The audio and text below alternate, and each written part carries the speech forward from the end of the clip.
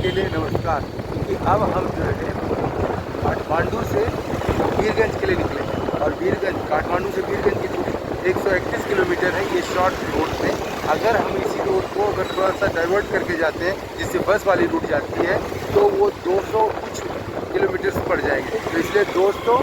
हम अब तक के अब जो नए रास्ते में नई चीज़ें आपको दिखाते चलेंगे और मैं समझता हूँ कि हमारे साथ वीडियो में बने रहिएगा तो आपको बहुत सारी जानकारी नेपाल के बारे में मिल सकती है, हमारे बारे में मिल सकती है, हमारे राइड के बारे में मिल सकती है। मैं यहाँ तो दोस्तों फाइनली हम नेपाल से बाहर निकल रहे हैं, यानी काठमांडू से बाहर निकल रहे हैं। और काठमांडू से बाहर निकलते हुए मैंने थोड़ी देर के लिए आउटसाइड ऑडियो म्यूट किया है, क्योंकि मैं कुछ बातें ऐसी बताने जा रहा हूँ जो आपको साफ साफ क्लियर और लाउड सुनना अच्छा लगेगा और शायद बहुत अच्छा लगेगा। क्योंकि देखिए मैं नीचे रोड का भी ज़्यादा सीन नहीं ले रहा हूँ, ऊपर से ऊपर ले रहा हूँ, क्योंकि इन चीज़ों को, इन वादियों को, इन हसीन वादियों को, ये इतनी खूबसूरत चीज़ों को मैं दिखाना चाह रहा हूँ, जिसकी वजह से मैंने इतना बेहतरीन शूटिंग करने की कोशिश किया। जो भी मैं जितना एफर्ट था उसके हिसाब से किया। आप देखिए इस पहाड़ियों में छोटे छोटे घर मिल जाते हैं ऊपर नीचे, और दूर से ऐसे देखिएगा तो लगेगा कि जैसे पहाड़ी में ही है, पहाड़ी पे ही घर बना हुआ। लेकिन नहीं, जब आप पास जाएंगे तो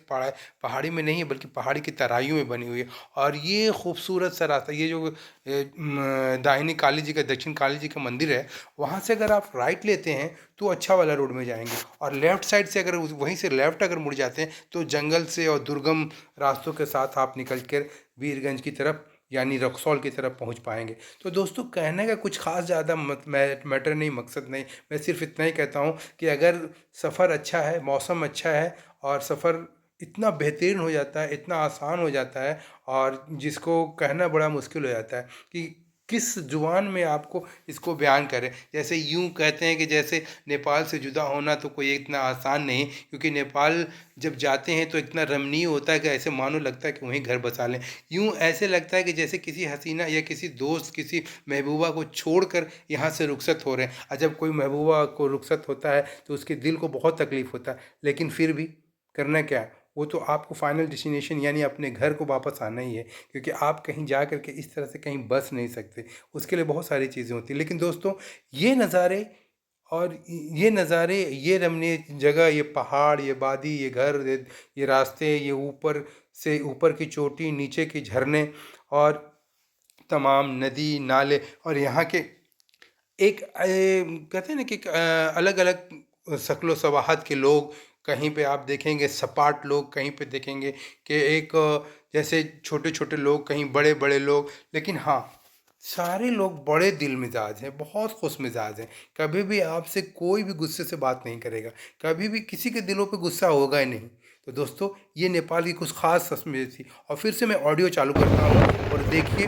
कितना बेहतरीन आवाज़। तो खैर शोर तो बहुत है, क्योंकि गाड़ी की स्पीड इतनी होती है कि हवाएं बहुत तेज़ आती है, बहुत ज़ोर से झोंके की तरह जाती है, और पहाड़ियों के साइड साइड से जो भूस्खलन जैसा दिखता है, फिर भूस्खलन के बाद तुरंत साथ में हरियाली दिखती है, हरियाली के साथ फिर पहाड़ी की ऊँची चोटी, फिर नीची चोटी, और गाड़ियों को आना जाना। एक ख़ास बात आपको बताना चाहता हूँ कि मैं यहाँ जितनी भी लंबी सफ़र पे गए, लेकिन यहाँ लोगों का पैदल चलना रोडों पे कम, कुछ एक चरवाहे मिल जाते हैं कभी कभार, लेकिन वो भी कभी कभार मिलते हैं, हमेशा नहीं मिलते। लेकिन हाँ, इतना ज़रूर है कि जब पहाड़ी की चोटी किसी साइड से जब मुड़ते हैं और बगल से जब मुड़ करके ये साइड से उस साइड के लिए जो पहाड़ का रास्ता देता है, तो इसके जो साइड वाले रास्ते हैं वो इतना अद्भुत नज़ारा दिखाता है,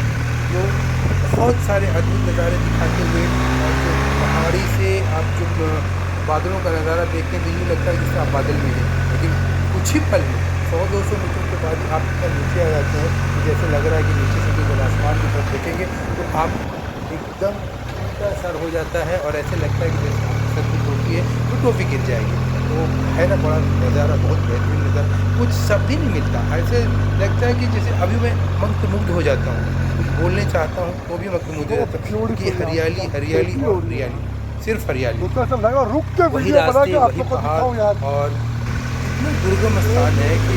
कहना ही बहुत मुश्किल है कि यहाँ पर किस तरह से सफ़र किया जाए। लेकिन हाँ दोस्तों, कभी भी आप जाइए तो अपने सफ़र को आसान बनाने के लिए सेफ्टी के साथ जाइए। हर चीज़, जितना भी सेफ्टी के जो इक्विपमेंट होते हैं आप साथ रखिए। और ये ज़रूर कभी ये भूलना, आप कभी भी ये नहीं भूलना कि आपकी जो सफ़र वाली बैग है, आपके साथ जो बैग है उसमें फर्स्ट एड बैग खून, फर्स्ट एड बॉक्स होना ज़रूरी है और इवन कुछ पेन किलर्स भी साथ में रखना पड़ता है, क्योंकि कई बार क्या होता है ना कि आप तो सीधा सपाट मैदान के लोग होते हैं और जब यहाँ आते हैं तो पहाड़ी मिलती है, जंगल मिलता है और सब चीज़ मिलता है। जब यहाँ पर क्या होता है ना कि आपका जब मौसम चेंज होता है, यानी क्लाइमेट चेंज होता है, यहाँ के वहाँ से, क्योंकि यहाँ से आप जब मैं नीचे उतरूँगा, यानी कि वीरगंज के पास, रक्सौल के पास जब पहुँचूँगा तो कम से कम 10 डिग्री टेम्परेचर का फ़र्क हो जाएगा। यहाँ पर अगर अभी टेम्परेचर 22 डिग्री है, जैसे ही मैं रक्सौल पहुँचूँगा तो वहाँ पर कितना जो है 32-34 डिग्री टेम्परेचर हो जाएगा। यानी कि देखिए तुरंत, यानी कि चंद घंटों में 10 डिग्री का फासला हो जाएगा। जब 10 डिग्री का फासला हो जाएगा तो फिर नेचुरल है कि आपकी बॉडी इतना आसानी से रिकवर नहीं करेगी 10-10 डिग्री का फासला। तो दोस्तों इसलिए करना क्या होता है कि आप लोगों को मेडिसिन रखना होता है डॉक्टर के प्रिस्क्राइब किया हुआ, जो आपके लिए आसानी हो। देखिए जहाँ भी कोई बॉर्डर, यानी डिस्ट्रिक्ट का बॉर्डर क्रॉस होता है या कोई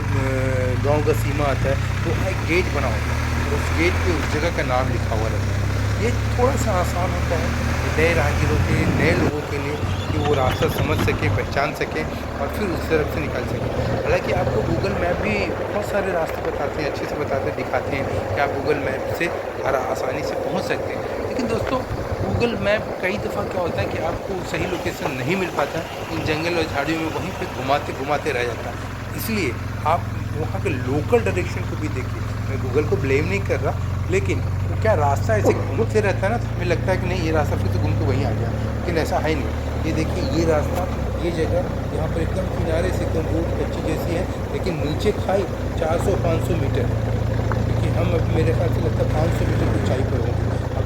कुछ ही पलों के बाद फिर देखिएगा मैं नीचे आ जाऊँगा, क्योंकि पहाड़ यहाँ पर एक बहुत बड़ा मैटर ये है कि यहाँ पहाड़ों को काट करके बीच से टनल नहीं बनाया जा सकता। इसलिए टनल नहीं बनाया जा सकता कि यहाँ का जो पहाड़ है, जो हिल्स है, वो ठोस नहीं है, एकदम सॉलिड नहीं है, क्योंकि ये पहाड़ मिट्टी जैसा है, मिट्टी भुरभुरा जो होता है ना उस जैसा है। क्योंकि जहाँ कहीं भी कटिंग आप देखेंगे या भूस्खलन होता है, इसी कारण होता है। क्या है कि जब बारिश होती है या ऊपर से पानी पड़ता है या कुछ होता है, तो वो जहाँ कहीं अगर घास नहीं है या जंगल नहीं है तो वो पहाड़ी पिघलने लगता है, पिघल के। दोस्तों अब हम कुछ अच्छे रास्ते पर आ गए हैं और यहाँ से कोई देखिए हिंदुस्तान की गाड़ियाँ जो है चलती दिखाई पड़ेगी और यहाँ पर जितने भी जो है पब्लिक ट्रांसपोर्ट के लिए सोमो या बोलोरो,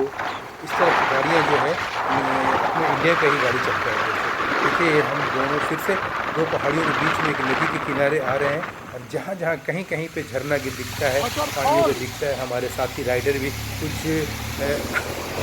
मतलब एक जॉली मूड में कुछ बात बोल देते हैं, जैसे फ़ोटो खींचने की जगह और क्या क्या कुछ भी, मतलब उनकी भी बात, वो भी अपने आप को रोक नहीं पाते और अपनी मन की भड़ास निकाल देते हैं, क्योंकि इतना रमणीय होता है, इतना सुंदर होता है कि ये ऐसे कहते हैं कि शायद गंगा ही बोल, क्योंकि सामने कितना बेहतरीन नज़ारा है। लगता है कि रुक करके ये नज़ारों को नज़दीक से आपको दिखाऊं, पर समय साथ नहीं देता। समय का बहुत ही ज़्यादा, समय बहुत बलवान होता है, ज़्यादा समय तक आप रुक नहीं सकते, क्योंकि आपको बहुत सारी जिम्मेदारियाँ होती हैं, बहुत सारी चीज़ों को पूरा करना होता है, जिसके कारण आप जो है चलते रहते हैं, क्योंकि जीवन तो एक सफ़र है, जीवन तो एक रास्ता है, जीवन एक परिक्रमा है, इसे पूरा करना है। जब आपको जन्म होता है उसके बाद से मृत्यु के समय तक एक यात्रा पर आप रहते हैं, इस यात्रा को पूरा करना रहता है। चाहे यात्रा कठिनाई हो, चाहे आसान से हो, लेकिन इस यात्रा को पूरा करना रहता है और यही जीवन का सही सत्य है। और